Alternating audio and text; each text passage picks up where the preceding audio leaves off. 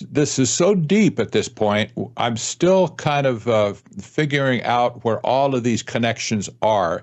But we see Don Jr., J.D. Vance, Charlie Kirk, Tucker Carlson. Wait a minute, Charlie Kirk was at this meeting?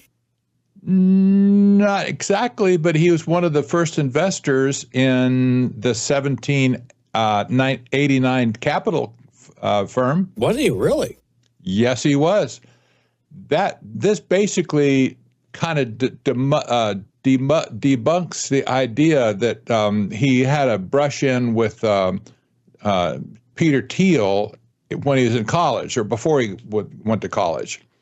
And you're talking about J.D. Vance now? No, I'm talking about Charlie Kirk. Okay. Charlie Kirk applied for a grant from Peter Thiel. He didn't get it, but nevertheless, he was there, okay, when he was under 20 years old. So I would have dismissed that. Okay, he did it, he lost, and he didn't get anywhere. But now it comes out there was a relationship all along with Peter Thiel. Because the 1789 Capital Fund included Peter Thiel as well. He's one of the architects of it, if you will. And he was a friend of all these people, including J.D. Vance, and of course, J.D. Vance is his protege. But now it appears that Charlie Kirk knew exactly what he was doing with Peter Thiel, and he dumped a lot of money into the 1789 Capital Fund. And you have that documented? Yep. Well, it's in this article. Mm-hmm. It said plainly, it says he was one of the first investors. So, and what is the goal of this organization that you say he and others were investing in? Well, this is a venture capital company, and they invest in companies. Like the first investment they made was to fund what was Carlson's network? TCN, I think it was, right? Yeah, that was their first investment. So their idea was to invest in non-woke companies. And that included, I guess, TCN. That was the first thing they put money into.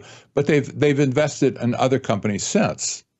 So it's been very profitable for the people who did this. And now we see that Omid Malik, perhaps, he's the CEO of 1789 Capital. That's something. Let me go back to the article. It says the impact of Rockbridge and super PACs on the 2024 election is not well understood. Rockbridge's affiliated super PAC, Turn Out for America, was one of a handful of groups that canvassed swing states on behalf of the Trump campaign, including Charlie Kirk's Turning Point Action.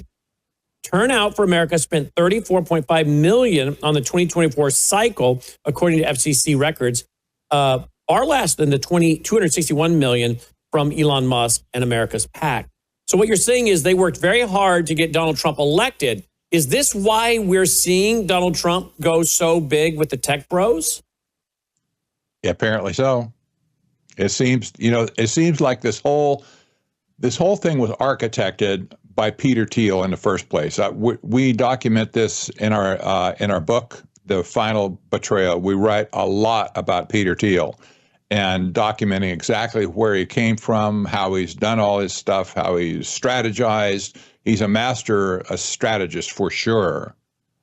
But we see Peter Thiel in everything going back at least 25 years, starting with the PayPal mafia. And now he's just everywhere you look. And all of a sudden he shows up here in this story where he's with J.D. Vance and Tucker Carlson and Charlie Kirk and et cetera, et cetera, et cetera. He's everywhere, it seems like. And this is not a mistake, for sure. So what do you think the goal and objective is of these folks? Is it just technocracy? Absolutely. It is absolutely so.